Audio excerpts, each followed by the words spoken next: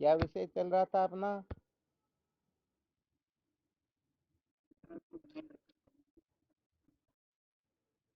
संसार को बनाए रखकर कभी भी सत्य का साक्षात्कार नहीं किया जा सकता।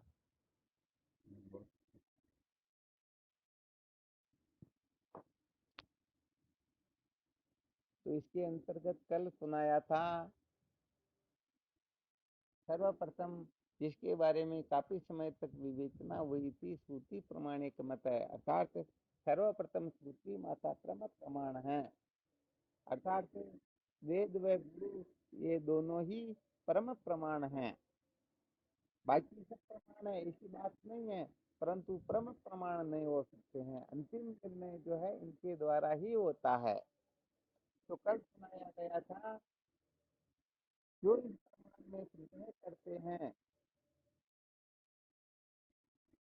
बताया गया संशयात्मा विनश्यति।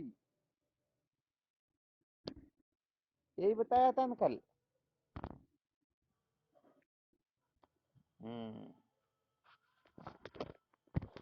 तो देखो यहाँ पर संशय जो होता है ना, के मूल में क्या होता है? अच्छा, आप कोई इस पर अपना विचार रख सकते हो क्या?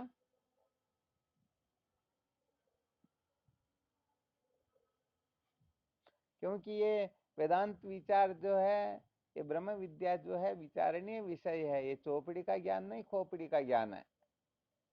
तो यहाँ पर तो अपने को स्वयं को विचार करके देखना है।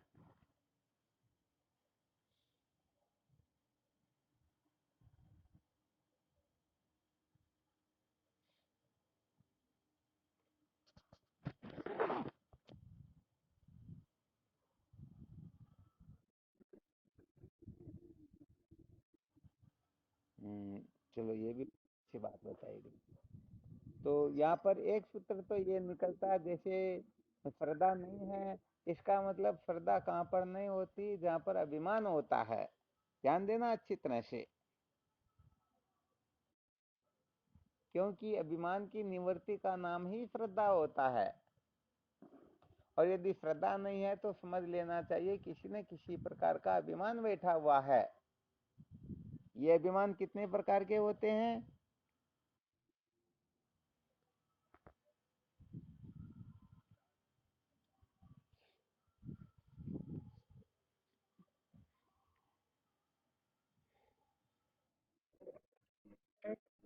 कौन कौन से होते हैं?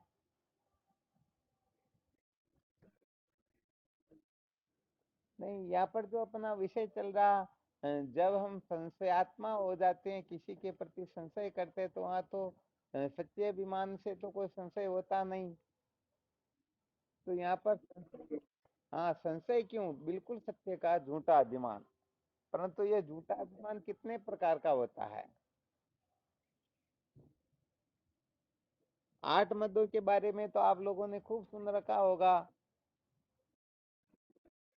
हाँ, तो ये 8 प्रकार के जो मद है ना, इन मदों के कारण ही हम कहने का हाँ, बिल्कुल बिल्कुल सत्य है। हाँ, कुल मद, शील मद, धन मद, रूप मद, यौवन मद, विद्या मद, तप मद और राज मद। 8 प्रकार के जो मद होते हैं, ऐसा समझना चाहिए। देखो, सूक्ष्म सूत्र बता देते हैं। ये जो मद होता है ना, कब होता है, या इस मद से हम संशयात्मा क्यों होते हैं? समझो, जैसे धन मद को ही ले लीजिए। अपने पास में जितना धन है ना, उससे अधिक यदि किसी के पास में होगा तो फिर अभिमान नहीं होगा। और कम होगा तो बोलो अभिमान होगा या नहीं होगा, कि ये मेरे सामने क्या है।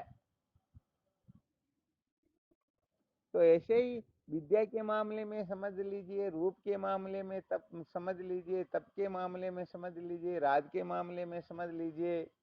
किसी को यदि मुख्यमंत्री का पद प्राप्त हो, तो सचिव सरपंच उनके सामने क्या है? तो यहाँ पर रहस्य यह है कि हम अपने से श्रेष्ठ किसी को देखते हैं तो वहां पर कहने का मतलब अभिमान कर नहीं पाते हैं, और अपने से निकृष्ट किसी को देखते हैं तो वहां निश्चित रूप से अभिमान कर लेते हैं। देखो ध्यान देना यहाँ पर, जब हम अपने से निकृष्ट को देख करके अभिमान करते हैं तो अपनी जो वासना है वो पूरी हो जाती है, परंतु जब हम अपने से श्रेष्ठ किसी को देखते हैं और अपनी वासना पूरी नहीं हो पाती तो हम वहां पर कहने का मतलब संशयात्मा होने लग जाते हैं। क्या होने लग जाते हैं?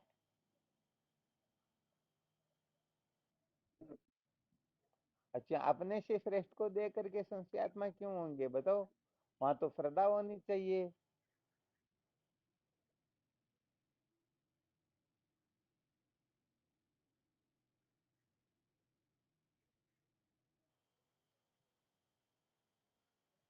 देखो यहाँ पर अभिमान का जो विचार चल रहा है ना, रहस्य चल रहा, तो अभिमानी व्यक्ति कभी किसी को श्रेष्ठ समझता है क्या?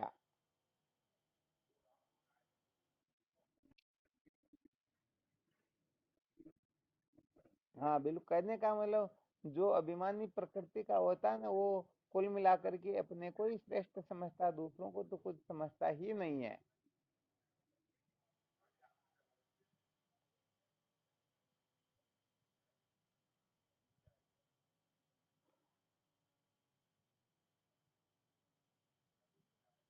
ऐसे ही होता है ना।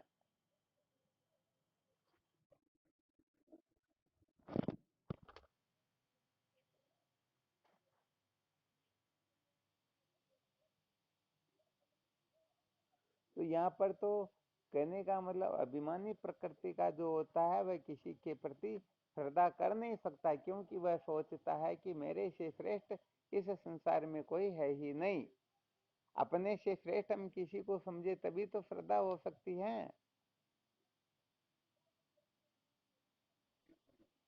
तो यहाँ पर रहस्य क्या है कि जब हम अपने से श्रेष्ठ किसी को नहीं समझते हैं तो श्रद्धा होती नहीं। और यदि कोई ऐसा कहे कि अरे भाई वो तो बड़े विद्वान है, बड़े धनवान हैं, बड़े पद प्रतिष्ठा वाले हैं, तो ऐसा सुन करके फिर थोड़ा अपने भीतर गड़बड़ घोटाला होता या नहीं होता कि अरे भाई मेरे से श्रेष्ठ कैसे हो सकते हैं?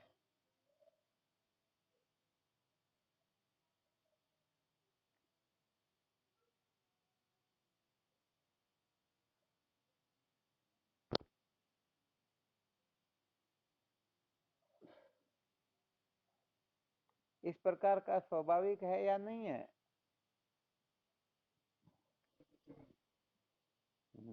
ठीक बात है।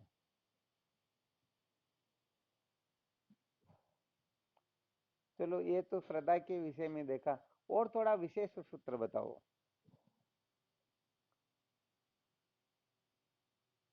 अर्थात अभिमानी प्रकृति का जो है वह कभी भी सचमुच में श्रद्धालु नहीं हो सकता, वह किसी के प्रति श्रद्धा कर ही नहीं सकता है। और यदि श्रद्धा नहीं होगी तो निश्चित रूप से वह संशयात्मा किसी भी प्रकार से होगा ही होगा।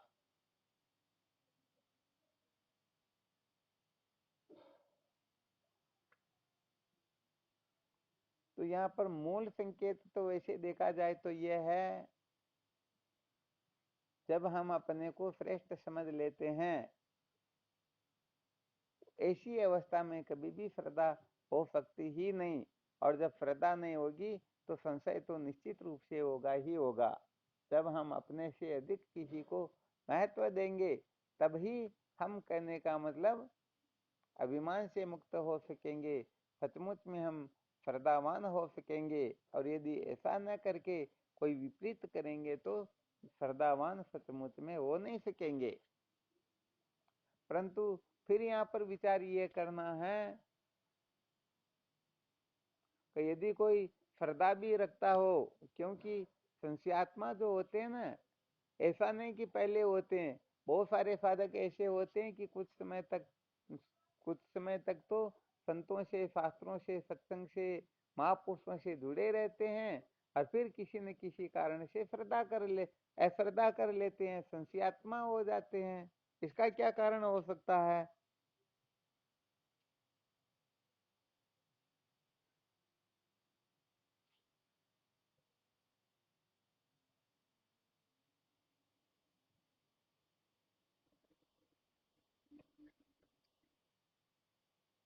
अच्छा, ये भी बहुत अच्छी बात बताई। एक कारण तो ये बताया कि भाई अपने आप को ज्ञानी मानने लग जाती, अर्थात हम उनसे भी अधिक विद्वान हैं।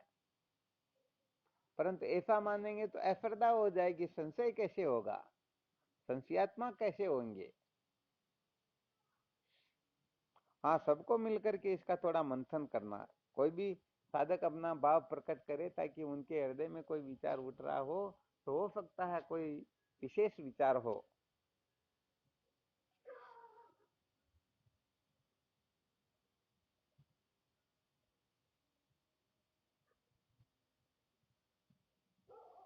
भाई प्राय ऐसा देखने में आता ना जीवन में, ऐसे बहुत सारे साधक मिले और चले भी गए, मिले और बिछुड़ भी गए, पता नहीं, बड़ा लंबा चौड़ा विलक्षण संसार है। तो इसके अंतर्गत प्राय ऐसी घटना घटित होती ही रहती हैं। परंतु हमें समझना यह है कि एक ऐसा समय था कि उनकी ऐसी श्रद्धा देखने को मिलती थी कि प्राणों का त्याग करने के लिए भी तत्पर रहते थे, और कुछ समय के बाद में ऐसी अश्रद्धा हो जाती है कि सकल सूरत देखना भी पसंद नहीं करते। एक समय ऐसा होता है कि सत्संग के लिए पूरे संसार को लात लगानी हो तो लगा देते, और सत्संग का नाम सुनते ही चिढ़ जाते हैं। तो ये संशयात्मा हुई है, इसीलिए तो ऐसी गड़बड़ घोटाले की परिस्थिति उत्पन्न हुई।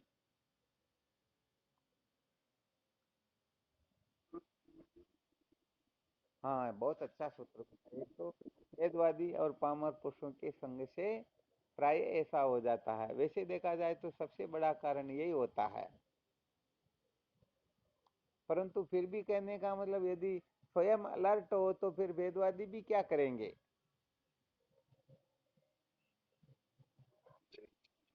कहने का मतलब, एक तो वेदवादी का संग हम करे और एक जो वेदवादी हमारा संग करे, इसमें रात दिन का अंतर होता है।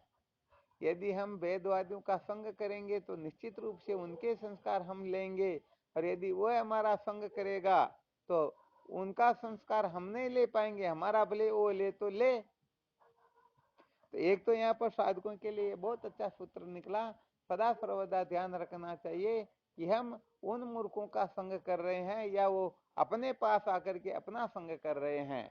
यदि हम संग कर रहे हैं तो तत्क्षण सावधान हो जाना चाहिए कि हो सकता है बहुत ही जल्दी हम पतन के रास्ते पर चले न जाए।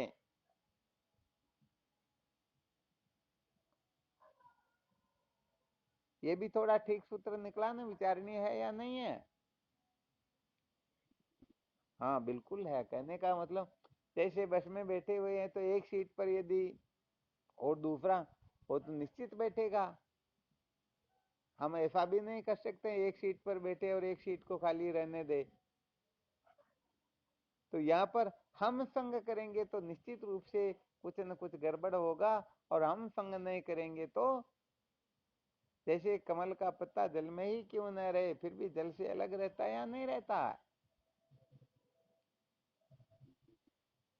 हाँ, चोर डाकू यदि साथ में बैठ गया हो तो हम सदा सर्वदा सावधान रहते या नहीं रहते, भाई किसी समय जेब साफ न कर जाए।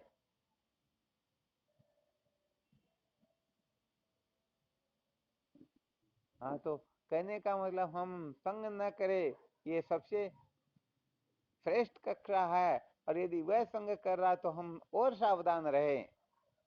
ये दोनों ही सूत्र वेदवादी पामर पुरुषों के संस्कारों से बचने के लिए हो गए।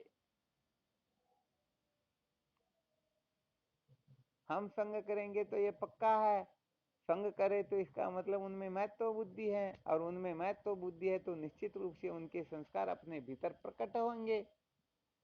ऐसी अवस्था में उनका पतन होना निश्चित है।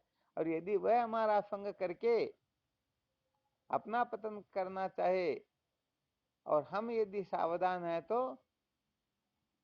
वह कुछ भी कर नहीं पाएगा, या कर लेगा। चलो, ये तो साधारण चर्चा हुई। जैसी चर्चा अभी होनी चाहिए न, संशयात्मा क्यों हो जाते हैं। हाँ शिवम बोलो।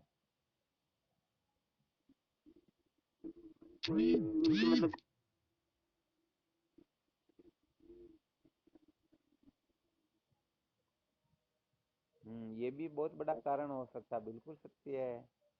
देखो होता क्या है कि जैसे कोई साधक चाहता है मुझे सत्य का साक्षात्कार करना है, क्या करना है? अब देखो यहाँ पर सत्य का यदि कोई साक्षात्कार करना चाहता है और यदि उनकी दृष्टि देह इंद्रियां प्राण मन बुद्धि पर ही है, तो बता वह सत्य को महत्व दे रहा है या असत्य को महत्व दे रहा है? असत्य को महत्व दे रहा, तो इसका मतलब वो सत्य का साक्षात्कार करना नहीं चाहता। और अब यहाँ पर होगा क्या, जब वह अनात्म पदार्थों पर ही दृष्टि रखेगा और सोचेगा कि भाई ये सत्य की तरह रहनी चाहिए, तो ऐसा हो सकता है क्या? ये तो अविद्या से उत्पन्न हुए हैं, ये सारे के सारे अनात्म पदार्थ अविद्या से उत्पन्न होने के कारण विकारी ही है या नहीं है? हाँ, वैसे देखा जाए तो ये थोड़ा गंभीर सूत्र है। वैसे देखा जाए तो शायद 90 नहीं तो 99% जो अश्रद्धा होती है, संशयात्मा होते हैं, उसका यही कारण हो जाता है।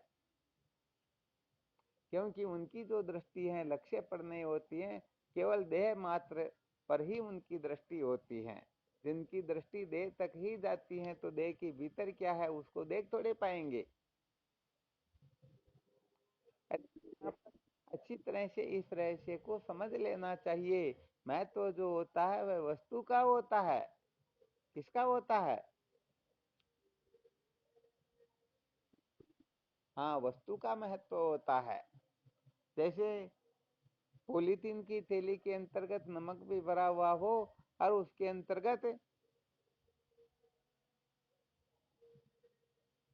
समझो कोई महंगी वस्तु, काजू दाग बादाम पिस्ता पता नहीं और क्या क्या होते हैं महंगी चीजें, उनको ही समझ लीजिए। तो अब उसमें जो रखी हुई वस्तु वह विशेष रूप से महत्वपूर्ण है या केवल थैली महत्वपूर्ण है? यदि थैली ही महत्वपूर्ण है तो फिर नमक की थैली को जिस जगह पर हम डाल रहे हैं उसी जगह उनको भी रख देना चाहिए। परंतु एक थैली को तो अलमारी में संभाल करके रखते हैं और एक थैली को चाहे जहां पर डाल देते हैं। तो ये तो विशेष रूप से जो उसमें रखी हुई वस्तु है उसी का तो महत्व है। हाँ, तो वैसे देखा जाए तो ये सूत्र तो थोड़ा और विशेष है। तो यहाँ पर कुल मिलाकर के इस रहस्य पर वैसे देखा जाए तो पहले खूब मंथन किया गया था कि भगवान नारायण को छोड़ करके इस संसार में कोई भी क्यों न हो वह पूर्ण रूप से निर्दोष हो सकता ही नहीं। कहने का मतलब एक न एक कमी तो किसी ने किसी हर किसी में रहती ही रहती है। अरे भाई, बना हुआ ये शरीर अविद्या का ही तो है, तो अविद्या कोई पूर्ण है क्या? तो अविद्या पूर्ण नहीं है तो फिर अविद्या से उत्पन्न ये देह इंद्रियां अंतःकरण आदि ये पूर्ण कैसे हो सकते हैं, ये निर्विकार कैसे हो सकते हैं? तो इनमें तो कुछ न कुछ तो विकार रहेगा ही रहेगा ना। तो बात सच्ची बात तो ये होती है कि जिनकी सच्ची जिज्ञासा नहीं होती है वे ही संशयात्मा हो सकते हैं। अभी जो सूत्र बताया ना रमेश ने, उस सूत्र का यदि अवलोकन करके देखें तो, क्योंकि जिनकी सच्ची जिज्ञासा होती है वह कभी संशयात्मा नहीं होता है, और यदि संशयात्मा होता है तो सच्ची जिज्ञासा है ही नहीं। जैसे समझो कोई कैंसर का मरीज है और किसी डॉक्टर के पास में इलाज कराने के लिए जाता है। अब बात यह है कि वह डॉक्टर ऐसा है कि वह बीमारी जो है उसको मूल सहित मिटाने की सामर्थ्य रखता है, परंतु विचार करके देखो उस डॉक्टर में हजार प्रकार के अवगुण हैं, समस्त दुर्व्यसन आदि करता है और पता नहीं कितने कितने नीच दुष्ट कर्म कुछ का कुछ करता है। अब बताओ, अपने को इलाज यदि कराना है तो हम उनसे इलाज करवाएंगे या नहीं करवाएंगे? अरे भाई, वो तो पता नहीं शराब मांस का सेवन करता, वेश्यावृत्ति करता, वो पता नहीं कितने कितने नीच दुर्गुण उनमें भरे हुए हैं, फिर भी इलाज करवाएंगे क्या? यदि सचमुच में डॉक्टर उस बीमारी को मूल सहित मिटाना हो, तो जिनको सचमुच में कोई बीमारी है तो वह केवल और केवल मात्र डॉक्टर के उस एक सद्गुण को ही देखेंगे, बाकी दुर्गुणों को देखेंगे ही नहीं। तो सचमुच में वैशाख जेठ के महीने में भयंकर गर्मी से तपा हुआ हो, वह यह नहीं देखेगा कि इस बबूल के कांटे हैं या नहीं है, वह उसकी छाया में निश्चित रूप से बैठेगा। क्यों? क्योंकि छाया के तो कांटे होते ही नहीं। तो यहाँ पर वैसे देखा जाए तो यही रहस्य निकला, जिनकी सच्ची जिज्ञासा होती है वो कहने का मतलब संशयात्मा होते ही नहीं, और जिनकी कच्ची जिज्ञासा होती है उनको सचमुच में सत्य का साक्षात्कार तो करना नहीं, ऐसे ही मौज मस्ती मनोरंजन करना है तो कुछ न कुछ तो करेगा ही करेगा ना। इसीलिए पहले एक विशेष सूत्र बताया था, केवल और केवल मात्र विचार सागर की तृतीय तरंग के अंतर्गत 5 प्रकार के जो गुरुदेव के लक्षण बताए हुए हैं, वेद अर्थ को भले पीछाने, आत्म ब्रह्म रूप एक जाने, वेद पंच की बुद्धि न सावे, अद्वय अमल ब्रह्म दर्शावे, भव मिथ्या मृग तरसा समाना, अनुलव इम बाकत नहीं आना, तो गुरुदेव अद्भुत उपदेशा छेदक सिखाने लुंचित कैसा। कहने का मतलब ये 5 प्रकार के जो लक्षण हैं इनको देख लेना चाहिए। यदि ये है, और बाकी बोले कितने अवगुण जिनकी गिनती है या नहीं उनके लिए हम कुछ नहीं कहते हैं, परंतु यदि ये 5 लक्षण उनमें है तो निश्चित रूप से साधकों का कल्याण करेंगे, अविद्या के बंधन से मुक्त करेंगे, सत्य का साक्षात्कार करवाएंगे तो वे ही करवा पाएंगे। और यदि किसी के अंतर्गत इस सृष्टि में जितने भी सद्गुण हैं वो सारे के सारे सद्गुण हैं, साक्षात भगवान नारायण भी हाथ जोड़कर उनके सामने खड़े रहते, ऐसी समझ उनके अंतर्गत है, परंतु ये 5 जो लक्षण बताए गए हैं ये नहीं है तो वह कभी भी जीव का सच्चा हित कर ही नहीं सकता, अर्थात तो उनको विद्या के बंधन से मुक्त करने की सामर्थ्य उनमें है ही नहीं। आ रहा ना अच्छी तरह से समझ में? हाँ, वैसे देखा जाए तो ये आगे की जो बहुत कक्षाएं सुनाते हैं ना, तो उनसे पहले तो इन कक्षाओं को साधकों को अच्छी तरह से सुनकर समझ करके हृदय में धारण कर लेना चाहिए, क्योंकि जो संशयात्मा हो जाते हैं तो उनके लिए भगवान कृष्ण का संकेत कल ही कर दिया था, नयम लोको अस्ति न परो न सुखम संशयात्मन, न तो उनके लिए ये लोक है न परलोक है, और न उनको कभी सुख सपने में मिल सकता है।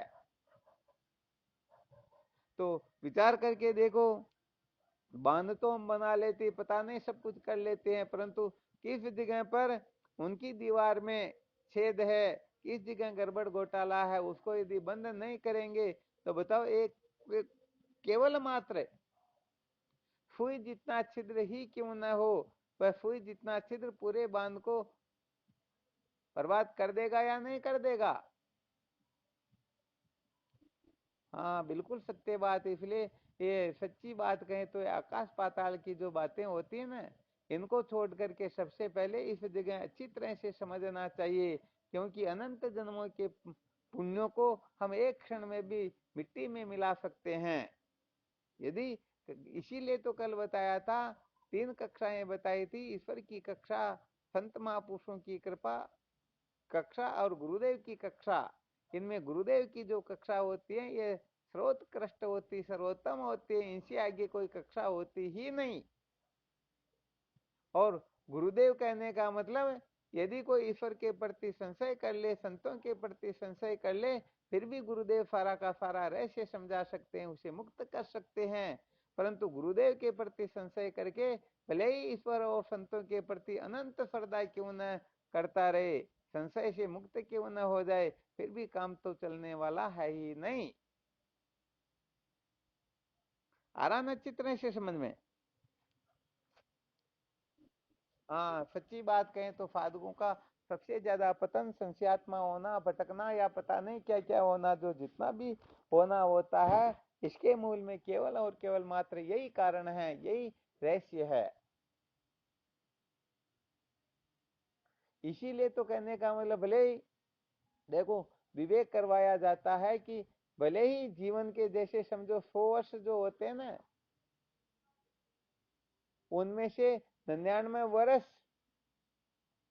11 महीने 29 दिन 23 घंटे 59 मिनट और 59 सेकंड तक भले कि ये गुरु योग्य है या नहीं ये खोज करते रहो, परंतु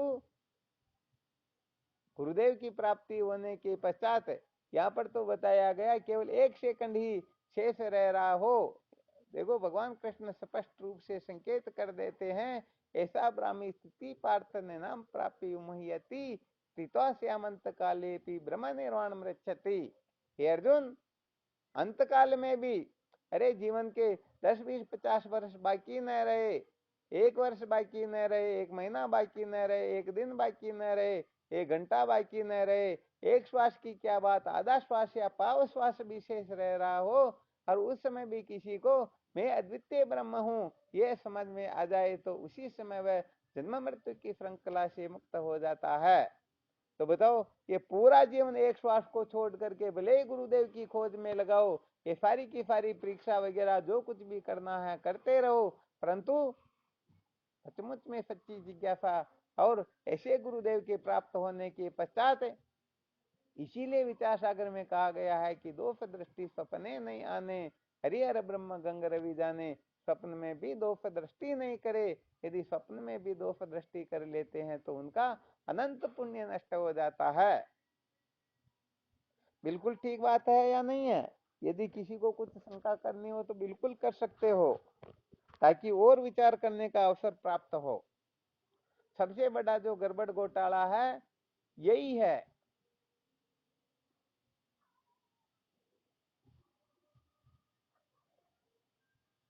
तो एक देखो छोटा सा संकेत और कर देते हैं, यदि कोई किसी प्रकार का परिवर्तन करना चाहते हैं तो समझो अभी तक वह धर्म के अधिकारी हैं, ब्रह्म विद्या के अधिकारी तो सपने में भी नहीं है। ध्यान देना अच्छी तरह से। किसके अधिकारी होंगे? हाँ, भले अधर्म में परिवर्तन करना चाहो, चाहे वासना में करना हो या विक्षेप में करना हो, यदि धर्म अधर्म में परिवर्तन करना हो तो धर्म की आवश्यकता होती है, वासना में परिवर्तन करना हो तो उपासना की आवश्यकता होती है, और विक्षेप में परिवर्तन करना हो तो योग का अनुष्ठान करना होता है।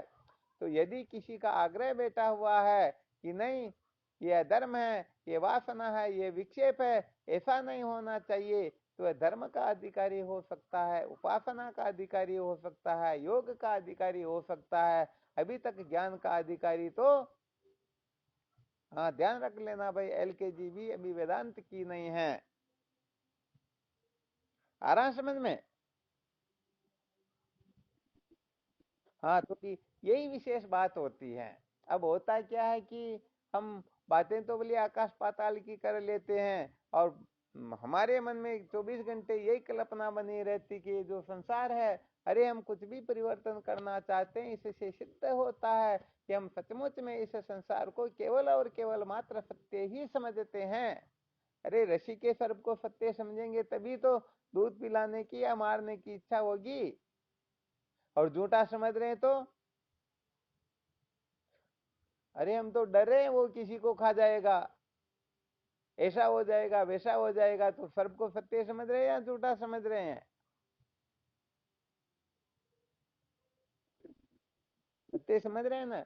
हाँ, इसीलिए भाई विशेष बात तो ये क्या कि किसी साधक को व्यक्तिगत रूप से तो कहते नहीं, परंतु साधकों में बहुत ज्यादा गड़बड़ घोटाला ये देखने को मिलता है।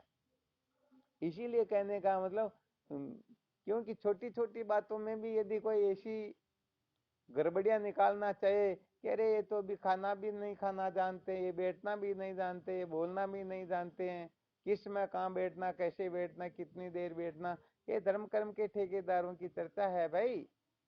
ब्रह्मवेत्ता महापुरुषों को तो इनकी कोई आवश्यकता भी नहीं होती है। अब यदि हम सचमुच में अविद्या के बंधन से मुक्त होना चाहते, इसीलिए तो पहले के समय में ब्रह्म विद्या की प्राप्ति के लिए साधक गुरुदेव की शरण में जाता था। और अब क्या होता है कि हम घर पर बुलाते हैं, और घर पर बुलाते तो क्या होता है, हाँ घर पर तो हमारा राज होता है, हमारा अनुशासन होता है कि हम जैसे चाहे वैसे रहें, तो फिर गड़बड़ हो जाती है या नहीं होती है? हाँ, ध्यान देना अच्छी तरह से।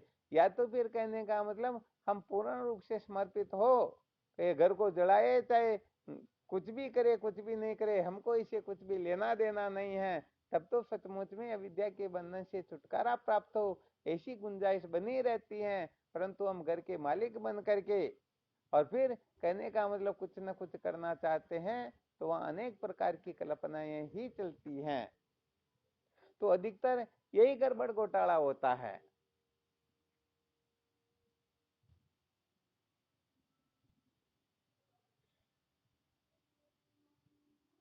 इसमें और किसी को कुछ कहना हो तो देख लो।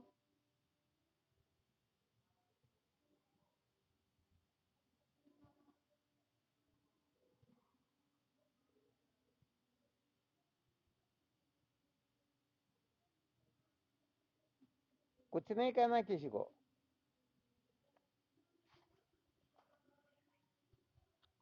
अच्छा, आवाज तो आ रही ना?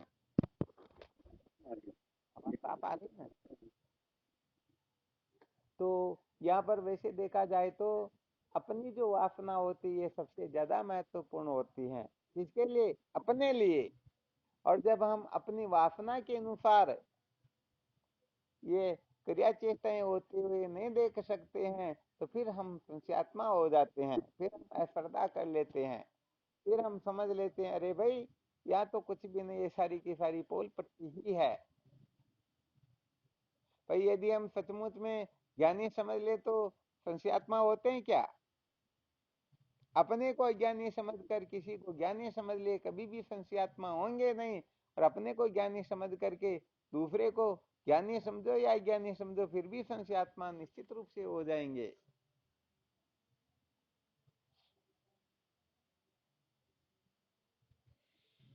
तो अनात्म पदार्थों को महत्व दे करके, इनमें महत्व बुद्धि करके ही हम इस विषय से भटक जाते हैं, इससे हट जाते हैं।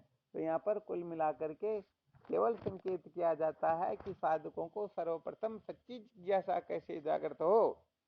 कुल मिलाकर के उनके जीवन का लक्ष्य सत्य का साक्षात्कार ही हो। क्योंकि ये रहस्य शायद पहले ही बता दिया गया। यदि कोई इस संसार में ऐसा क्यों हो रहा वैसा क्यों हो रहा, यदि इसके बारे में विचार करके इसको इधर उधर करना चाहता है, तो समझो वह ईश्वर का काम अपने हाथ में ले रहा है। वह समझो अपने आप को ईश्वर घोषित करना चाहता, अपने आप को ईश्वर समझता है। तो बताओ उसे दुखों का भागी होना पड़ेगा या नहीं होगा? देह दृष्टि को लेकर के हो सकता है क्या? हाँ, तत्व दृष्टि से तुम ब्रह्म हो, ये पक्की बात है, ये निश्चित बात है। परंतु हम संसार के पदार्थों को लेकर के फिर ईश्वर बन करके अपने को सुधरा हुआ समझते हैं, बाकी को बिगड़ा हुआ समझ करके उनको सुधारने के चक्कर में पड़ते हैं। तो समझो हम ईश्वर का पद प्राप्त करके फिर ऐसा करना चाह रहे हैं। तो कहने का मतलब ये ईश्वर बन करके पता नहीं क्या करने की जो चेष्टा होती है, यही उनको मिट्टी में मिला देती हैं। उनका थोड़ा बहुत पुण्य होता है वो भी फिर नष्ट हो जाता है, वह भी नहीं रहता, कहने का मतलब। तो यहाँ पर चलो आज बहुत अच्छा विशेष रूप से समझ लेना चाहिए, क्योंकि ये पूरे जीवन का अनुभव है कि बहुत सारे साधक जो है संशयात्मा हुए हो रहे हैं या होंगे, तो इनके मूल में यही है कि प्रथम नंबर की बात तो यही है कि अभी तक वह सचमुच में तत्व जिज्ञासु है ही नहीं। क्योंकि जो जिज्ञासु होता है वह केवल और केवल मात्र आत्म तत्व के सिवाय, वेदांत के सिवाय और किसी को महत्व देता ही नहीं। जो कर्म इंद्रियों को महत्व दे, ज्ञान इंद्रियों को महत्व दे, प्राण को महत्व दे, मन बुद्धि को महत्व दे, तो वह संसारी ही तो होता है। वो साधक किस बात का है? वो जिज्ञासु किस बात का है? भवानी शंकर जी, आवाज आ रही है?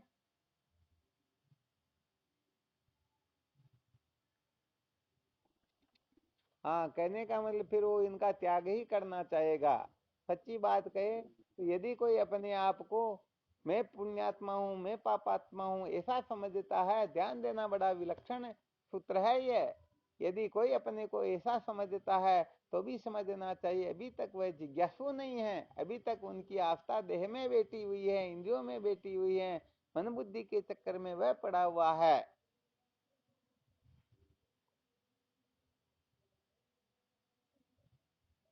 क्योंकि जिज्ञासु वही कहलाता है जिनमें विवेकादि साधन जागृत हो गए हो। और जब विवेक जागृत होता है तब ये बात समझ में आ जाती है, नित्यम आत्म स्वरूपम ही दृश्यम तद विपरीतगम एवं यो निश्चय सम्यक विवेको वस्तु न सवे अविनाशी आत्म अचल जगत आते प्रतिकूल ऐसो ज्ञान विवेक है सब साधन को मूल।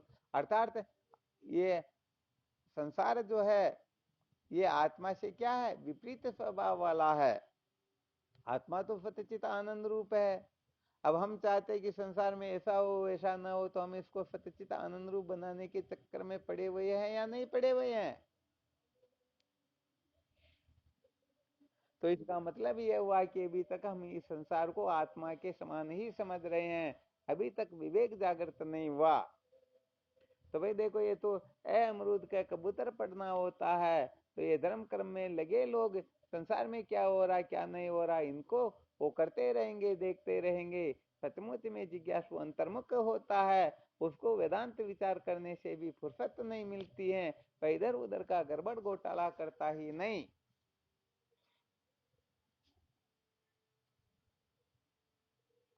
और यही कारण तो है कि कहने का मतलब ठीक है, वेदांत का तो रहस्य बिल्कुल अलग ही है। फिर भी कहने का मतलब व्यवहारिक दशा में जब गुरु शिष्य का संबंध जुड़ता है उस समय शिष्य से संकल्प करवाया जाता है कि तन मन धन वचन सब गुरुदेव को समर्पित कर दो। तो जब सब कुछ समर्पित कर दिया, बाकी कुछ रहा ही नहीं, अब बताओ किसके लिए वो अनेक प्रकार की कल्पनाएं करे। और यदि करते हैं तो फिर सचमुच में हमने जो संकल्प लिया वो सार्थक हो रहा है क्या? हाँ, कहाँ पर हो रहा। धन के अंतर्गत निश्चल दास जी महाराज विचार सागर में लिखते हैं, पत्नी पुत्र भूमि पशु दासी दास द्रव्य ग्रह व्रीहि विनाशी तन पद इन सबही को भाके वे गुरु शरण दूर ही नाके। परंतु हम तो चिपके रहते हैं, ऐसे चिपके रहते हैं कि कहने का मतलब ब्रह्म विचार का अवसर प्राप्त हो जाए फिर भी दिमाग से ये निकलते ही नहीं है। तो बताओ, हम संसारी हैं या जिज्ञासु हैं? हाँ, संसारी ही है। हाँ, इसीलिए भाई क्या है कि ये छोटी छोटी बातें सच कहे तो अपने को बहुत ज्यादा भटका देती हैं। यदि हम अक्ल होशियारी में लगाएंगे या कल्पना में उलझे रहेंगे तो ये दुर्लभ मानव जीवन व्यर्थ बर्बाद हो जाएगा। इसलिए अपने को तो बांस का सिंगड़ा बांस में भारी, तो बल्ले दूध की जारी। अपने को तो सत्य का साक्षात्कार करना है। कहते हैं ना, उत्तम विद्या लीजिए यद्यपि नीच पे होय, करियो पावन ठोर में कंचन तजे नहीं कोई। यदि लेटरिन के अंतर्गत होने की मोहर पड़ी हुई हो तो कहने का मतलब ले 100 बार साबुन से 10 साबुन बिगाड़ देंगे, हाथ धो धो करके, परंतु उसको तो ले लेंगे ना। तो यह ब्रह्म विद्या क्या इतनी सरल है क्या, इतनी सस्ती है क्या? ये इसलिए अपने को ये ब्रह्म विद्या को ही महत्व देना चाहिए, बाकी को महत्व देंगे सच्ची बात है निश्चित रूप से हम संशयात्मा होंगे ही होंगे। तो ये अपन ने सच्ची बात कहें तो ये जितने भी नियम मर्यादा क्या है, अच्छा मर्यादा किसको कहें आप लोगों को ध्यान में क्या?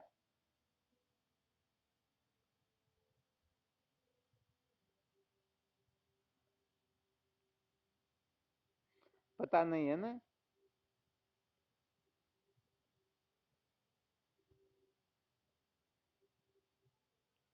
अरे मर्यादा कहते मर प्लस यादा, अर्थात मरे हुए लोगों की याद करना। तो जो मर गए उन्होंने कहा भाई देखो, इसको धर्म कहते इसको अधर्म कहते, ऐसे इसमें चिपक गए, उनको ही सत्य समझ लिया, उनसे श्रेष्ठ किसी को समझते ही नहीं। यदि उनको श्रेष्ठ नहीं समझते हैं तो फिर धर्म का त्याग करके कोई ब्रह्म विद्या की ओर आ सकेगा क्या?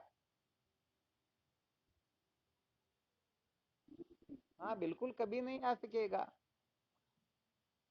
क्योंकि धर्म जो है अपने को अपने कर्तव्य का विधान बताता है कि तुम्हारे को ये करना है, ये करना है, ये करना है। अब यदि सत्संग हो या साधन भजन करना हो, विचार करना हो, तो कर्तव्य का त्याग कैसे करे, धर्म का त्याग कैसे करे? क्योंकि यहाँ पर श्रुति माता का कथन है, परमात्मा तत्व जो है अधर्म से भी भिन्न है और धर्म से भी भिन्न है।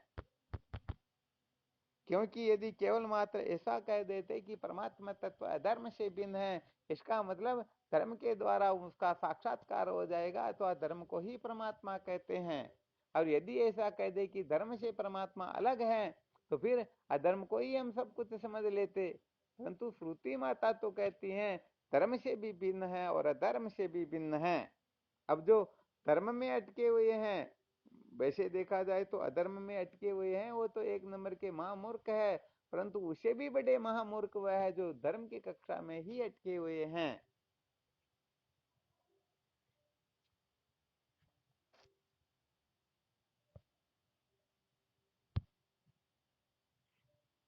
आ गया समझ में?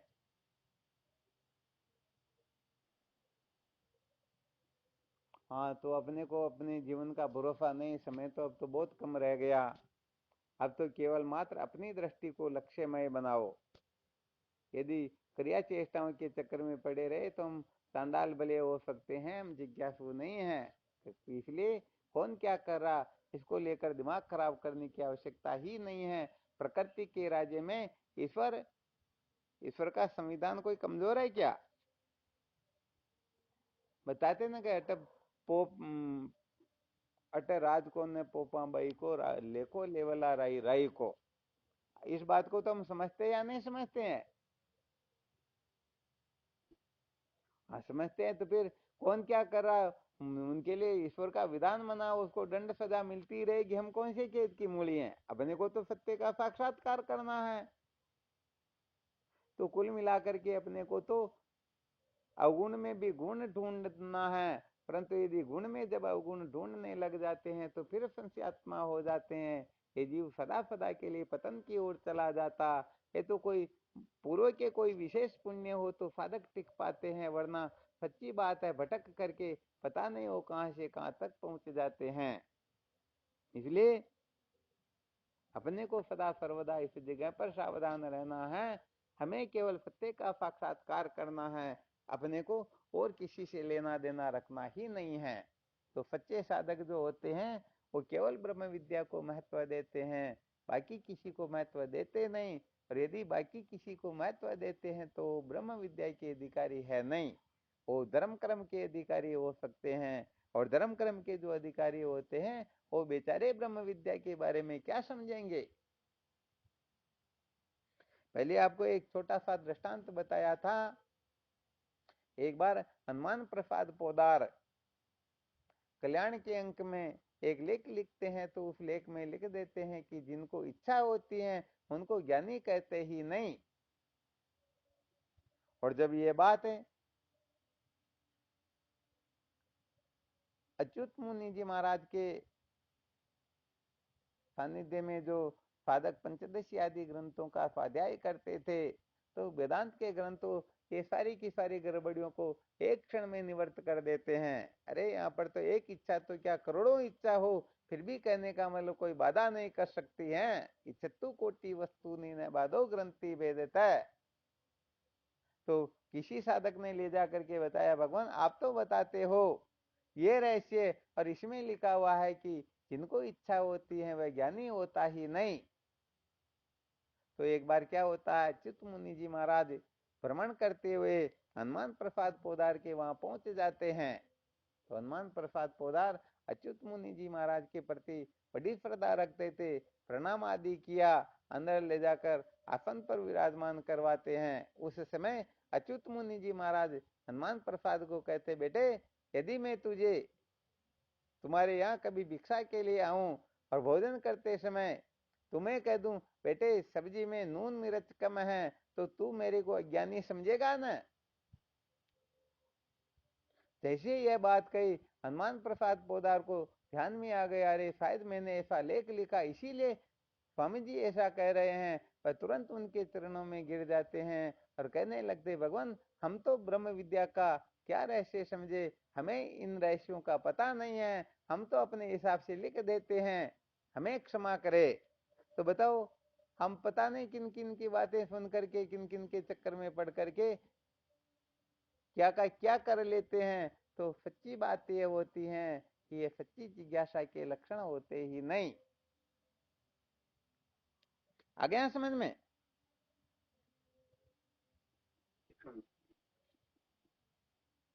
हाँ, वैसे अपने पूरे ग्रुप के अंतर्गत मोहनानंद जी महाराज सबसे ज्यादा वृद्ध शायद, है ना? या इनसे भी कोई वृद्ध है क्या?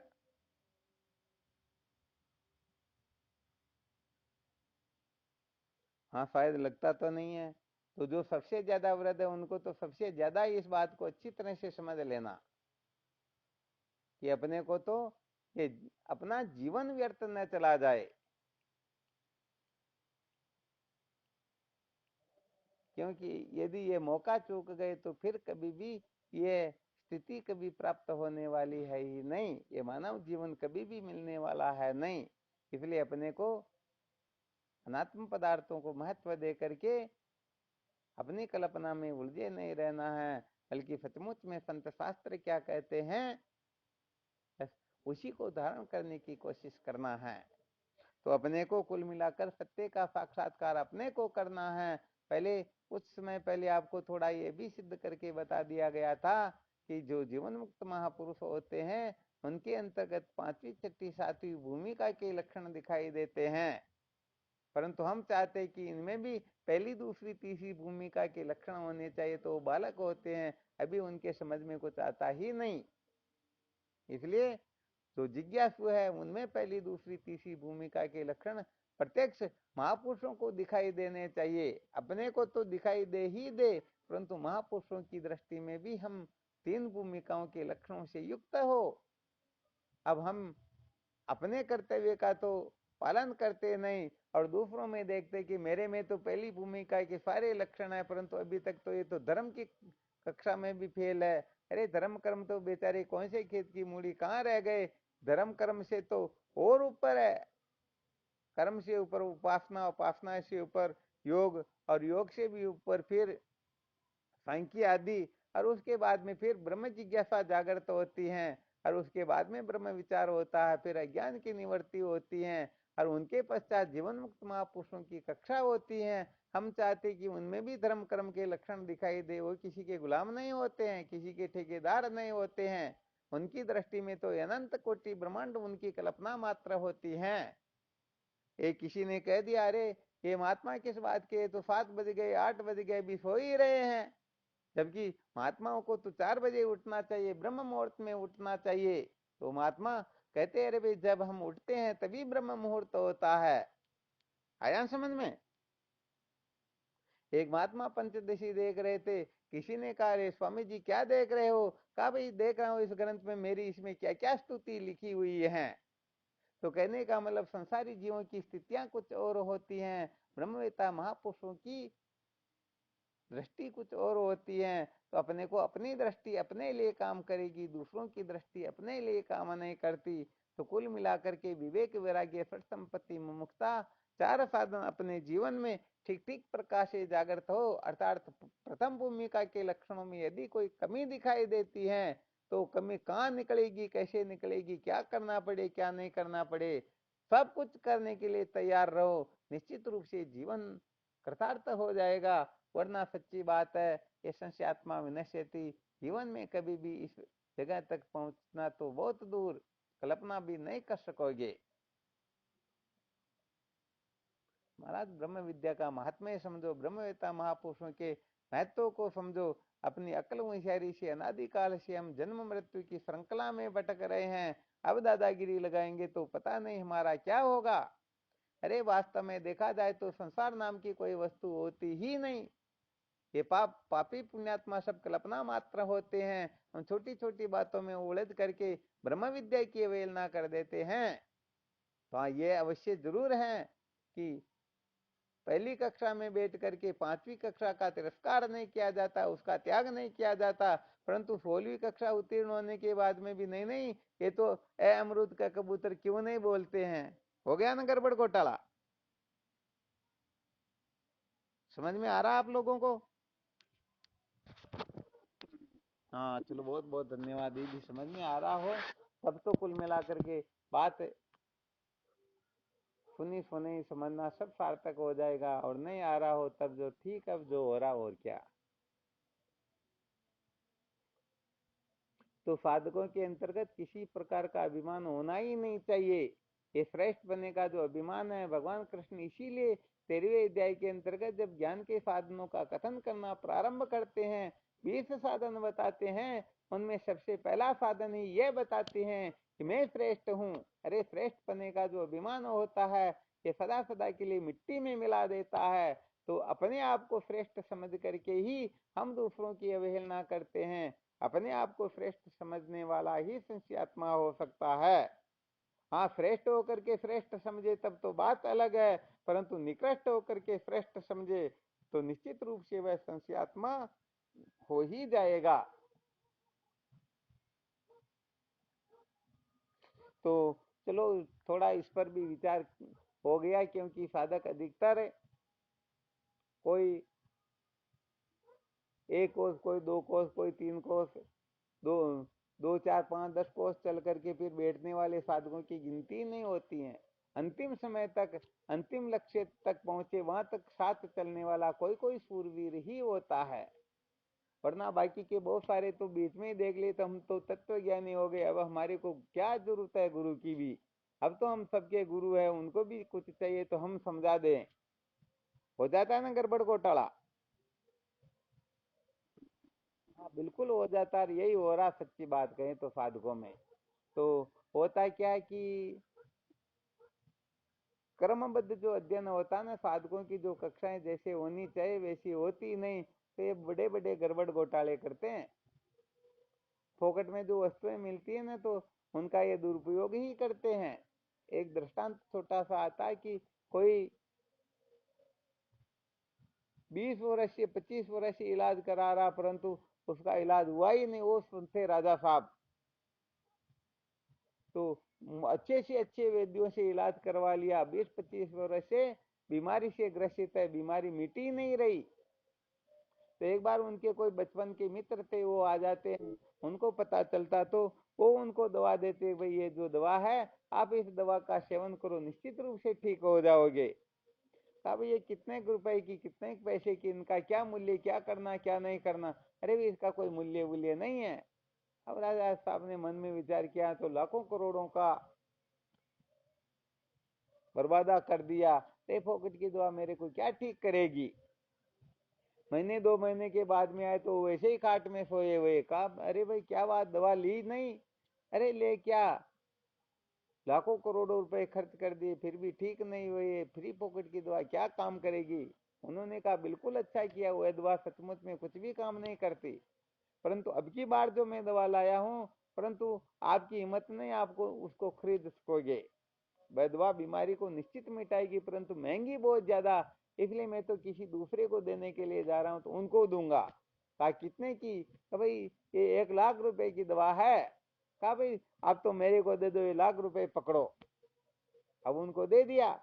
अब दवा को ठीक तरह से लेने लगे, और महीने भर बाद में आए तो हर प्रकार से स्वस्थ, गड़बड़ घोटाले का काम ही नहीं रहा।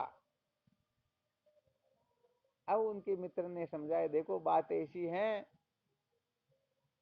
मैंने जो पहले दवा दी थी उसमें और इस दवा में रत्ती मात्र भी अंतर नहीं है, परंतु पहले तुमने फोकट की समझी इसलिए उनकी अवहेलना कर दी, और अब जब उसका मूल्य चुकाया तो अब उसकी अवहेलना हम चाह करके भी नहीं कर सकते हैं। किसी को फ्री फोकट में ग्रंथ भी दे दो तो पढ़ेगा नहीं, बल्कि पता नहीं कहाँ फेंकता फिरेगा। और यदि सचमुच में उनकी कीमत चुका करके ग्रंथ मिले तो कभी वह उसकी अवहेलना करेगा ही नहीं।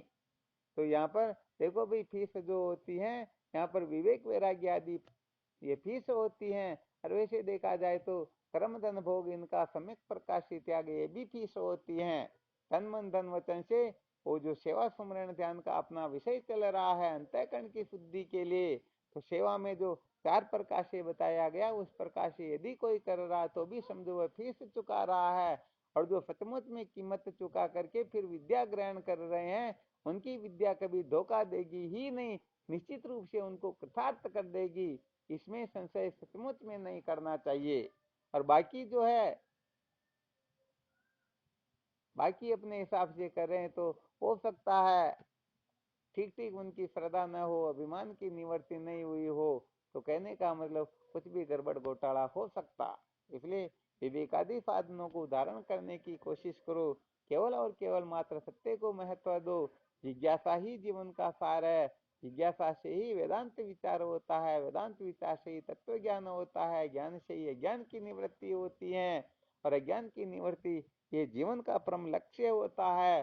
तो कुल मिलाकर के इस रहस्य को कोई ठीक ठीक तरह से समझ ले, तब तो बात अलग हो जाती है। नहीं समझते हैं तो सच्ची बात है, उनकी जैसी मर्जी होती है, वे ऐसा ही करते हैं। आ गया समझ में? या थोड़ा और विशेष रूप से समझाएं?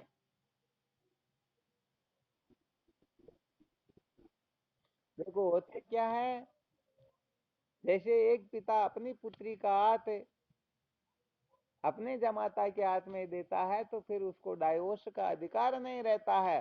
और यदि कोई अपने मन से ही चयन कर लेती, मुझे तो इनके संग में ही रहना, इसी से शादी करनी है, तो कहने का मतलब वह किसी की मर्यादा में रह करके नहीं, बल्कि अपनी अक्ल होशियारी से ही चयन कर रही है, किसी का हाथ पकड़ रही है, तो कभी भी वह उस हाथ को छोड़ देगी, कभी भी वह उस हाथ को छोड़ देगा।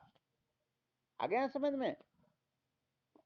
तो यहाँ पर तो विधि पूर्वक अर्थात सर्वप्रथम ईश्वर की कृपा प्राप्त करके, देखो ये विधा बता रहे हैं, ये विधि बता रहे हैं, ये शैली बता रहे हैं।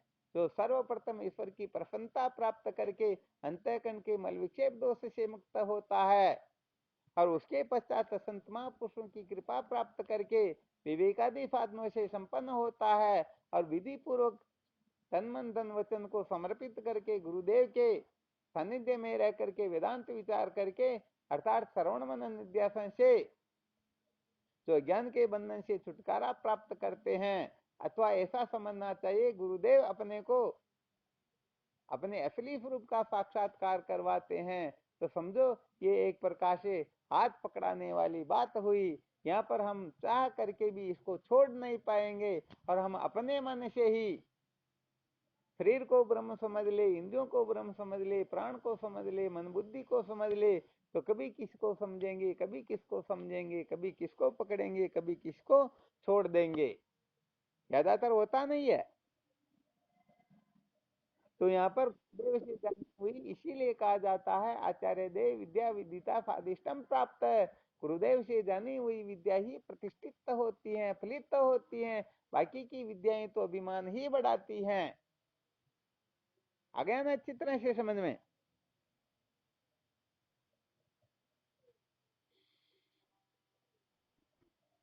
और गुरुदेव से, संत महापुरुषों से, ईश्वर से तभी हम कुछ प्राप्त कर सकेंगे, जब उनके प्रति स्वप्न में भी किसी प्रकार का संशय नहीं रहेगा। हम सचमुच में अपने से श्रेष्ठ समझेंगे, अपने से अपने बराबर भी समझेंगे तो उनसे कुछ प्राप्त नहीं करेंगे, अपने से कम समझेंगे तब तो सपने में भी प्राप्त नहीं कर सकेंगे। बल्कि विचार सागर की चतुर्थ तरंग के अंतर्गत साधक गुरुदेव से कैसे प्रार्थना करते हैं, ऐसे लक्षण जब जागृत होते हैं ना, तब सचमुच में उनके अंतर्गत ब्रह्म विद्या का आविर्भाव होने लगता है। वरना तो ये गड़बड़ घोटाला बड़ा खतरनाक होता है, ये जीव बेचारे संसार अरण्य में भटकते ही रहते हैं।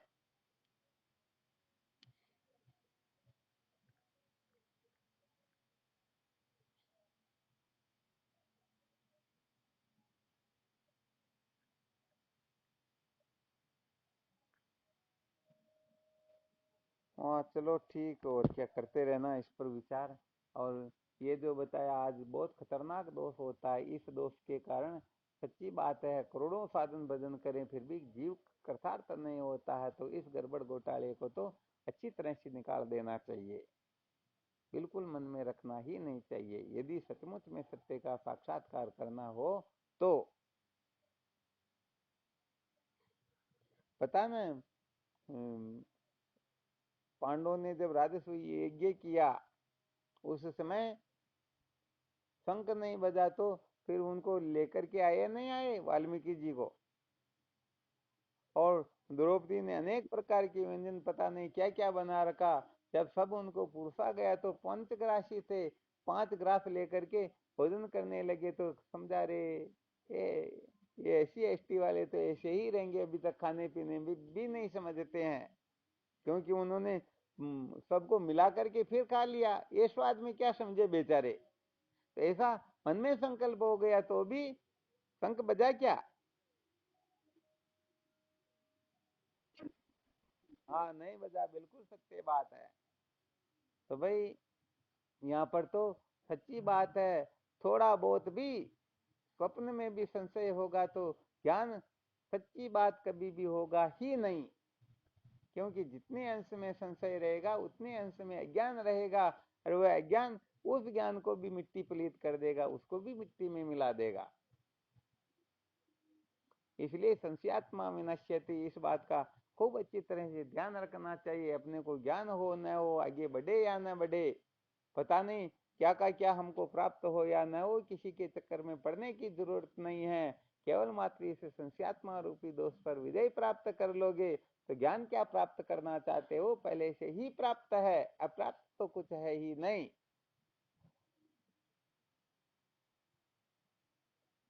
चलो ठीक, फिर करो साधन भजन, है ना। आज 1 घंटे से भी ज्यादा हो गया। ठीक शिवो हम।